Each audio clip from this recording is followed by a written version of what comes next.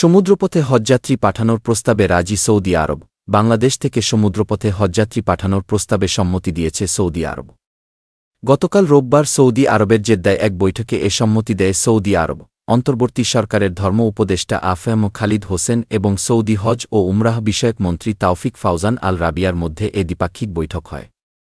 সমুদ্রপথে হজযাত্রী পাঠানো নিয়ে ধর্ম উপদেষ্টার প্রস্তাবে সৌদি হজ ও উমরাহ বিষয়ক মন্ত্রী জানান, সমুদ্রপথে বাংলাদেশ থেকে হজযাত্রী পাঠানোর ব্যাপারে সৌদি সরকারের কোনো আপত্তি নেই, তবে বন্দর কর্তৃপক্ষের সঙ্গে আলোচনার প্রয়োজন আছে।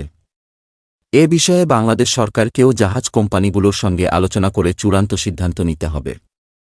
এছাড়া সৌদি হজ ও উমরাহ বিষয়ক মন্ত্রী হজযাত্রীদের জন্য বায়োমেট্রিক পদ্ধতি হালনাগাদ করার নিশ্চয়তা দেন।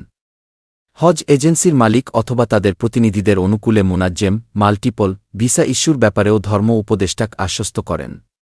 সেই সঙ্গে রুট টু মক্কা কর্মসূচির আওতায় 2023 ও 2024 সালে হজযাত্রীদের বেশ কিছু লাগেজ হারিয়ে যাওয়ার ব্যাপারেও প্রয়োজনীয় ব্যবস্থা নেওয়ার বিষয়ে ধর্ম উপদেষ্টাকে আশ্বাস দেন।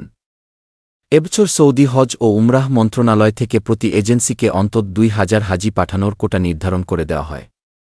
এ ব্যাপারে ধর্ম উপদেষ্টা 2024 সালের মতো এজেন্সি প্রতি 250 জনের কোটা পুনর্নির্ধারণের অনুরোধ জানালে সৌদি মন্ত্রী সেটিও বিবেচনার আশ্বাস দেন।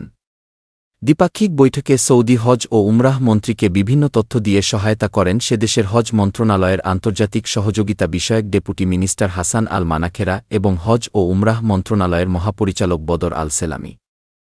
বৈঠকে অন্যদের মধ্যে উপস্থিত ছিলেন ধর্মসচিব মো. হামিদ জমাদ্দার, হজ অনুবিভাগের অতিরিক্ত সচিব মো.